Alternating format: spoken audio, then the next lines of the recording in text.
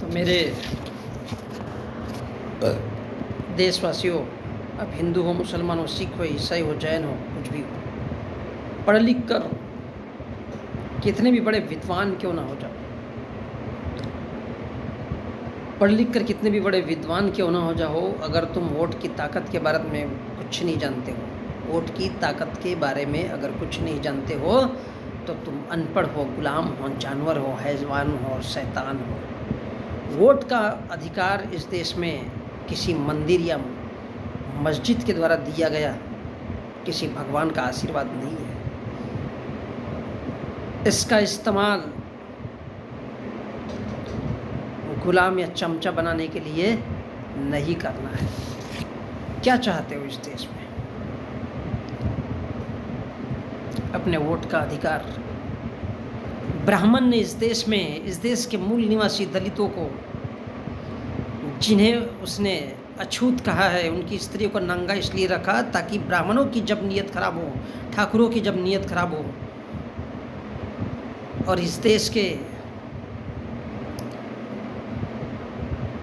वैश्यों की जब नीयत खराब हो, तब जाकर वो उनके के साथ बलात्कार कर सकता है, अपने मन मर्जी का हवस मिटा सकता है। क्योंकि इस देश में जब किसी को अपने शरीर की हवस मिटाना है, तब वो जाति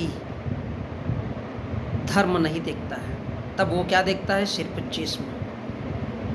ये ब्राह्मण की विधि का विधान है। और जब ब्राह्मण, ठाकुर या बनिया इस देश के दलितों पर अत्याचार करे, तब उसकी देखरेख के लिए किसको लगा के रखा है? ओबीसी को, तेली, माली, कुंभी, फाली को। बोले हमारे बीच कोई नहीं आना चाहिए, हम अगर अंदर जाते हैं उन पे अन्याय अत्याचार करने के लिए, हवस मिटाने के लिए, तो इस देश का ओबीसी हमारी रक्षा करेगा। उनको अपने पीछे लगा के रखा। किस लिए? क्योंकि ब्राह्मणों को पता है, ठाकुरों को पता है, और इस देश के बनियाओं को पता है, इस देश का दलित, इस देश का आदिवासी, इस देश का मूल निवासी है, इस देश का ओबीसी भी है, लेकिन उसने उसकी शर्तों को माना। बोले चलो तुमको कुछ सिक्के दे देंगे, तुमको कुछ पैसा दे देंगे। और हिजड़ों की कोई औकात नहीं होती, उनका कोई उत्सव नहीं होता हिजड़ों का। हिजड़ा अर्थात ओबीसी। इसलिए उन्होंने इस देश के दलितों को रोका, आदिवासियों को रोका, तब भी रोका, आज भी रोका, और वो हमेशा ही रोकता आया है। उसने अपने आप को कभी पहचाना नहीं है। इसलिए उसने अपने कभी कलेक्टर नहीं बनाए, कभी आईपीएस नहीं बनाए। क्यों नहीं बनाए? क्योंकि हिजड़े सिर्फ ताली बजाने के काम में आते हैं। ब्राह्मण ने अपने अय्यासी के मार्ग, अपनी शिक्षा पूरे इस देश के लोगों पर थोपी। बोले शूद्र कौन है? बोले इस देश का ओबीसी साला कौन है? हमारा गुलाम है। हम जो कहेंगे हमारी पहले रक्षा करेगा वो, अगर हम किसी पर अन्याय और अत्याचार करेंगे।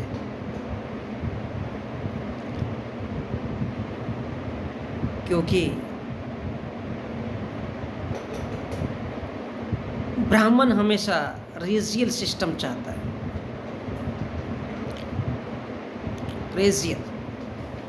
रेशियल अर्थात केवल गिने चुने 3 ब्राह्मण, बनिया और ठाकुर, जिनकी संख्या 12 से 15% है इस देश में। बोले उनकी चमचागिरी, उनकी गुलामगिरी, उनके बेटियों की देखरेख कौन करेगा? इस देश का ओबीसी। क्योंकि इस देश का ओबीसी हिजड़ा है साला, उसका तो कभी खड़ा ही नहीं होता, तो वो कहाँ से किसी ब्राह्मण, बनिया और ठाकुर की बेटी को उठा के अपने घर में लाएगा? लेकिन जो ताकतवर है, बोले उसको दबा के रखो। किसको? इस देश के दलित को। क्योंकि बोले वो सम्राट अशोक का वंशज है। बोले साला बुद्ध का मानने वाला है, साला नास्तिक है, अगर भड़क गया तो इस देश को पूरी तरह से बर्बाद कर देगा। इसलिए उसने इस देश की राजनीति में 1925 में ही अपना बिगुल बजा दिया, आरएसएस बना करके। मोहन भागवत को पूछना चाहिए। सवाल करना चाहता हूँ मेरे प्रिय देशवासियों, मैं मोहन भागवत इस देश का जो ब्राह्मण है, कहा जाता है कि वो प्रथम ब्राह्मण है, तो उस प्रथम ब्राह्मण ने अपनी बेटी की वेजिना को दिखाना चाहिए, अपने खानदान की स्त्रियों की वेजिनाओं को इस देश में दिखाना चाहिए कि वो साला कहीं हरे कलर की है क्या, उसके बेटी की वेजिना नीले कलर की है क्या। कुछ तो कलर में, जो भगवा कलर बार बार इस देश में भगवा कलर का नाम लिया जाता है, मोहन भागवत की या इस देश के साले साधु संतों की बेटियों के वेजिना का कलर दिखाना चाहिए। भगवा कलर है क्या? कई मुस्लिमों के जैसा जो हरा कलर मुस्लिम मानता है, उनकी बेटी की वेजिनाओं का कलर हरा है क्या? ये भारत का इतिहास कहता है। और इसलिए डॉक्टर अम्बेडकर ने कहा कि तुम पढ़ लिख करके घंटा कितने भी बड़े विद्वान हो जाओ, तुम्हारा कोई वैल्यू नहीं है। तुम अपने आप को बड़े 30 मार खा मानते हो, कोई वैल्यू नहीं है।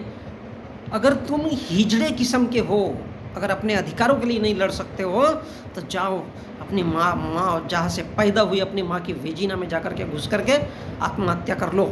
जहाँ से पैदा हुए हो वही दफन हो जाओ।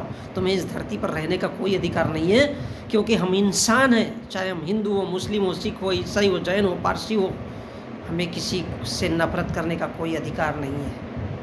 ये अलग बात है, मैं बार बार कहता हूँ कि देश के सुप्रीम कोर्ट और हाई कोर्ट में ब्राह्मण जज है, तो वो अपनी बेटी की वेजिना हरी, लाल, नीली रहना चाहिए, अलग अलग कलर की रहना चाहिए। इसलिए वो सिर्फ इस देश के शासन और सत्ता में बैठे हुए, उनको इस देश के गरीबों से, इस देश के मध्यम वर्ग से, इस देश के तमाम उस सिस्टम से कोई लेना देना नहीं है।